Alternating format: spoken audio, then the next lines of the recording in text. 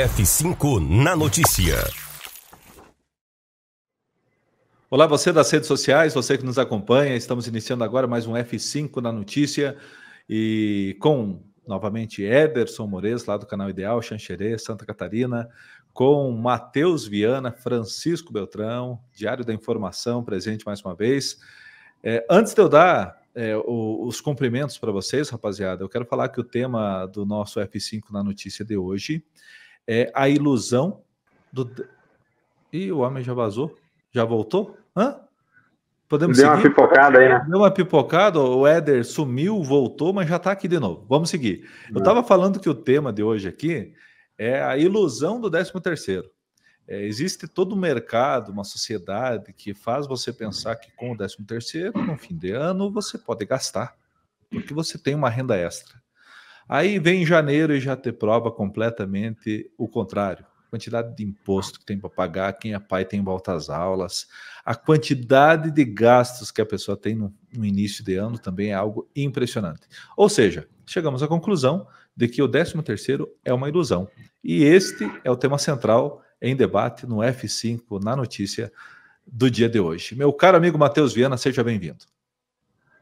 Olá, Aislan. Olá, Éder. Olá, você que está nos acompanhando do outro lado.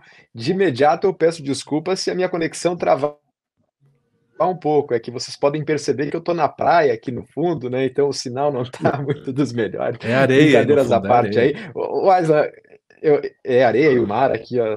Eu achei engraçado você começar com o nosso F5 de hoje falando quem é pai tem material escolar.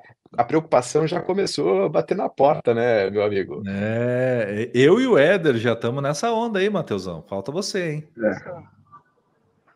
Mais um pouquinho, calma lá. Vocês estão há alguns anos adiantados. Você é muito jovem. Eu ainda sou um piazinho novo. Sou jovem, estou ainda recém na minha adolescência. Não quero ser um pai adolescente ainda. Tem tempo, né? Mas não precisa ser um pai vô, que nem você, tá? Mas tudo bem, tudo ao seu tempo. Meu caro amigo Ederson Moraes, um abraço. Grande Éder, como é que você está, meu amigo? Fala, pessoal, tudo certo? Pois é, estamos aí para mais um F5 na notícia, falar sobre esse tema tão importante. Era bom a gente poder falar desse tema assim com uma propriedade, dizer assim, pois é, estou lá com as minhas ações rendendo, estou lá com o valor aplicado nisso, naquilo, tá tudo certo. A gente vai falar, eu particularmente aqui vou falar de um tema que, assim, é extremamente importante no sentido de alertar, mas não como especialista, já vamos deixar bem claro, né? Porque senão o pessoal vai dizer, pois é, vi você andando lá com o carrinho popular lá, meu filho, o que você está querendo ensinar os outros aí sobre gestão financeira? Então, né, vamos já deixar claro de antemão aqui. Claro, o que vale é o debate, né, meu caro amigo Éder? Mas, rapaziada, e aí me digam, vocês concordam que o 13º é uma ilusão? Não tenho dúvidas disso, Aislan. É ilusão para quem recebe, é ilusão para quem paga também, né? Porque muitas vezes o empresário não se prepara ao longo dos 12 meses que antecedem o 13º, e aí vem aquela bomba de final do ano, né, estourando os caixas em dezembro. E por outro lado, quem recebe acha que é um dinheiro extra, mas que na verdade, se não houvesse o 13º, seria parte do salário incorporado todos os meses. Então é aquela história, a mesma coisa o FGTS. O governo não é bonzinho, ele acha que você não tem competência para guardar dinheiro, para comprar uma casa, ou até mesmo no momento de dificuldade, e te força uma poupança que é o FGTS, assim como o 13º, prevendo que talvez você não vai conseguir pagar os impostos que ele quer arrecadar, ele implementa a política do 13º salário. Eu estou lembrando aqui que uma das nossas principais queixas o Éder não tem lá, Matheus. Porque aqui no Paraná, meu caro amigo Éder, o IPVA é 3,5% do valor FIP do carro. E aí em Santa Catarina, quanto que é? Se você for me perguntar em porcentagem, você me quebra. Essa conta eu não fiz.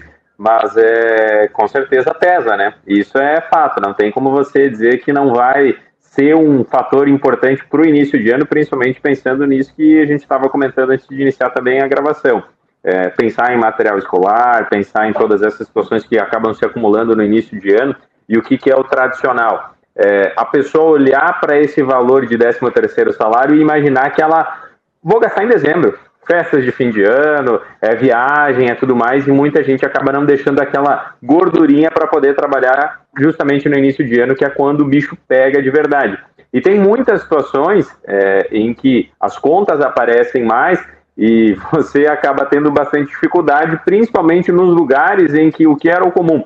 Não sei se por aí também, Matheus, né, nesse formato, mas na época em que eu trabalhava na RIC TV aqui em Santa Catarina, quando o cidadão ele saía de férias, ele recebia o salário, ele recebia os 33%, as férias, e o salário do mês seguinte também adiantado. Aí o cara saía de férias se sentindo rico, no outro mês ele voltava, ele tinha R$200 para receber. E aí muitas vezes você cria, como vocês comentaram, essa ilusão de que você tem aquele valor todo para gastar.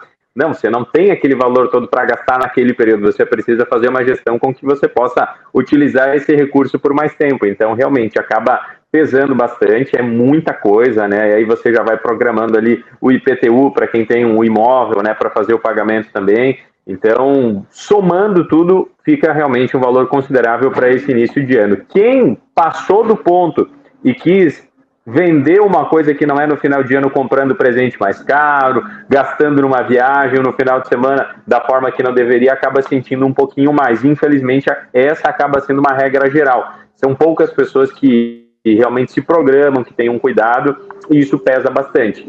E aí eu queria aproveitar já o momento para trazer uma informação importante, um exemplo aqui da nossa região, que é o município de Concórdia.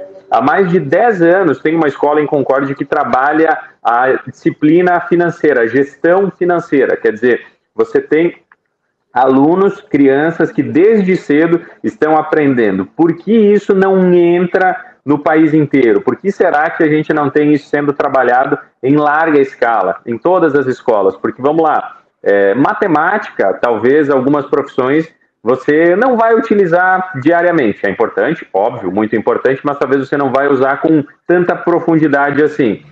Vamos falar sobre química? Também talvez você não vai utilizar com tanta profundidade. Agora, gestão financeira, quando você fala em recursos, não existe uma profissão, não existe um tipo de negócio, não existe um tipo de empresa que não necessite de uma boa gestão financeira. E a gente não vê isso nas escolas, não vê muitas vezes nas graduações, e Concórdia dá exemplo nesse sentido. Lembro que mesmo nós, aqui na nossa região, a gente não tinha essa informação. E o Gustavo Cerbasi, que vocês devem conhecer, que é o cara em termos de gestão financeira e trabalhar sobre esse assunto, ele, em uma palestra em Concórdia, ele levantou esse assunto. Pois é, vocês aqui em Concórdia devem ser muito orgulhosos. Há 10 anos, o município de Concórdia já trabalhar com as crianças esse tema da educação financeira. Então, será que aí não está o grande problema? A gente não deixa para falar sobre isso muito tarde? Vai lá, Matheus. Essa situação da gestão financeira, aos poucos, ela está ingressando na grade curricular. Se a gente for entrar nesse assunto aqui, a gente faz um F5 na notícia só sobre as deficiências, né, da formação acadêmica, principalmente até o nível médio. Mas aqui em Beltrão, por exemplo, e acredito que em outras cidades também, eu trago a Cressol nesse tema, porque ela tem um projeto de educação financeira, de gestão financeira, em que são 10 módulos aplicados nas salas de aula, são 10 cartilhas. Simplesmente uma aula, realmente acontece uma preparação, porque é como você falou, Éder, é importante demais esse tema, às vezes até mais do que as cadeiras que estamos habituados, vai ser utilizado por muito mais gente, e aqui eu até estendo, não apenas a gestão financeira, mas a gestão de tempo, a gestão emocional, que se vê tão importante hoje, e até mesmo outras competências. A gente não tem nada de legislação até o ensino médio, a gente não tem noções de administração, a gente não tem noção alguma sobre imposto de renda, por exemplo. Então, por que, ou melhor, para quem serve essa grade curricular que a gente tem hoje? É um assunto que cabe muita discussão e volto a dizer, se a gente quiser bater nesse tema, dá um F5 na notícia e muito mais. Eu pensei que você ia perguntar para quem serve o imposto de renda, aí eu ia te falar. Mas para quem serve esse tipo de... Aí eu te dou razão, meu caro amigo Matheus. Ô, Matheus, é uma vergonha, mas eu tive que pesquisar aqui, ó, rapidinho, enquanto vocês estavam falando. Eu pesquisei aqui, meu caro amigo Éder, é 2% IPVA catarinense. Eu cito o IPVA porque é um dos grandes impostos de quem tem carro e tem que pagar no início de ano. Então, dependendo do cara ali, às vezes o 10º dele é para pagar o IPVA e acabou a conversa, se foi o 10º. Se tiver férias para tirar, aquele terço de férias é que vai salvar 1/3 do salário dele. Mas, por outro lado, eu acho que nós já nos enquadramos neste contexto. E os empreendedores? e aqueles que apenas geram empregos e não são empregados, né? E aquele que trabalha ganha, não trabalha não ganha. E os empreendedores, né? Como é que fica nessa história? Eles não têm nem o 13º. Então, para eles, o 13º já é uma ilusão faz tempo. Muito pelo contrário, em alguns casos tem que pagar para outras pessoas esse 13º. Resumo da história. Fica a dica para quem nos assiste, e o pessoal pode ficar à vontade para comentar, né? Se concorda, se discorda. Gente, a conclusão que nós tiramos é que o 13º é uma ilusão. Incentivam você a gastar como se fosse um dinheiro extra que você tem para receber, mas vem janeiro e te mostra o contrário, aí com a quantidade de coisa que se tem para pagar, né, Matheus? Com certeza. O Éder antes falou da situação das férias, do período de gozo das férias, que você recebe os salários antecipados.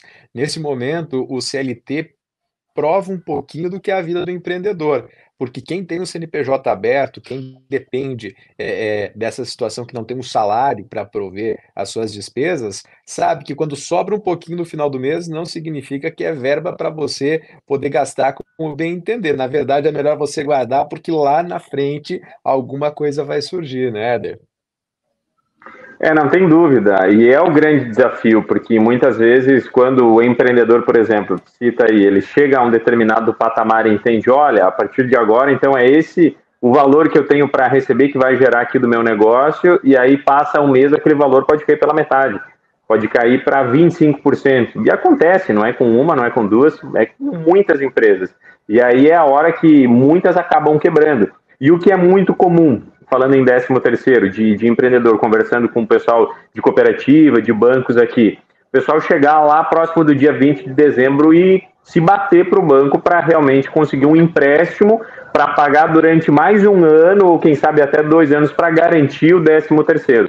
Porque realmente não vai conseguir honrar esse compromisso, honrar essa despesa com o que fez de caixa ou o que deixou de fazer de caixa durante o ano. E a gente já viveu isso aqui também, falando enquanto canal ideal, de chegar no final de ano e ter essa dificuldade, porque sempre trabalhando no limite. Então, às vezes você se colocar uma regra ali de programar uma aplicação para aquele valor ficar fora da sua conta, do fluxo, do giro do mês, acaba sendo uma forma também, se você não consegue ter esse controle tão ajustado, de chegar lá no final do ano e estar mais tranquilo. É a forma que a gente encontra muitas vezes. De você ter essa previsão, porque você sabe que em dezembro você vai ter que pagar o 13º, então tem que se programar, não tem o que fazer. Essa é a grande questão. E para o empreendedor realmente é muito complicado, porque você pega um período em que, dependendo do setor, movimenta mais, mas da regra geral, as despesas, em função do salário, que elas acabam comendo uma fatia importante da margem de lucro, dificulta demais. Então, assim, é um país que desafia o empreendedor realmente. Curiosamente, só acrescentando, é um período que os bancos dão corda para você se enforcar. Então, você que nos assiste, fique ligado, né? Porque às vezes é melhor passar uma dificuldade, ter um relacionamento mais sério com o credor ali, no sentido de, olha, vou atrasar essa conta, me espere um pouco mais, porque o banco, nesse momento, ele vem oferecendo crédito, que é a corda para você se enforcar. Aí você se condena durante todo o ano, assume uma parcela que pode ser pequena, mas ela é continuada, e aí você vê o porquê que os bancos são milionários às custas de quem mais precisa, né? Aquele negócio, né? O maior, ele sempre leva vantagem daquele que está passando uma certa necessidade, assim um ficando cada vez mais rico e outro ficando cada vez mais pobre, né, Matheus? É verdade, é a regra, né, que gira o mundo há muito tempo, Aislan. Só que eu, como empreendedor, eu tento ver o copo meio cheio sempre. Se não dá para se programar, a gente se bate, isso faz parte do DNA do brasileiro. Ele faz um bico a mais, ele inventa um novo projeto, dá um jeito de fazer as contas fecharem no final do mês e não desanima. Pelo que eu tenho notado, pelo menos aqui no mercado beltronense, boa parte dos empresários estão um pouco mais otimistas, estão um pouco mais seguros com a perspectiva desse ano, indiferente da situação político-econômica do país. A impressão que a gente tem é que as pessoas querem fazer o negócio, querem acreditar mais neste potencial que o Brasil tem. E é dessa maneira que a gente consegue superar a crise, não é vendo ela como um problema, mas às vezes como uma oportunidade de você fazer diferente. Eu volto a dizer, uma frase que eu repito muitas vezes nas conversas que eu tenho, é que a crise sempre é uma oportunidade. Alguém sempre está fazendo muito dinheiro em época de crise.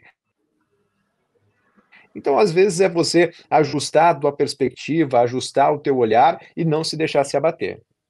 Rapaziada, se deixar, a gente vai longe num tema como esse. Tem vários elementos complementares aí que poderiam ser comentados, mas o nosso tempo já fica por aqui, já estourou, tá bom?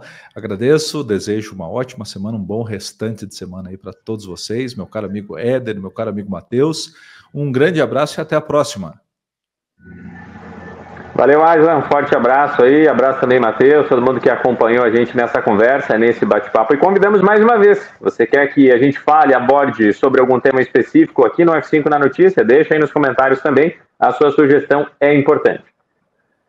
Matheusão. É isso aí, é importante a gente receber esse feedback, senão somos nós três aqui falando sozinhos, e o que a gente gosta mesmo é da participação, seja nos comentários, seja nas mensagens que a gente recebe no privado. Mas é bom demais poder ter essa oportunidade de trocar uma ideia com vocês, meus amigos. Um forte abraço para essa audiência enorme de Mangueirinha, igualmente enorme e qualificada de Xanxerê, e claro, esse público de Francisco Beltrão, que nos acompanha nessa sinergia formada pelo Mangue Mídia, Canal Ideal e Diário da Informação. Uma ótima semana para todo mundo e da minha parte, um até logo.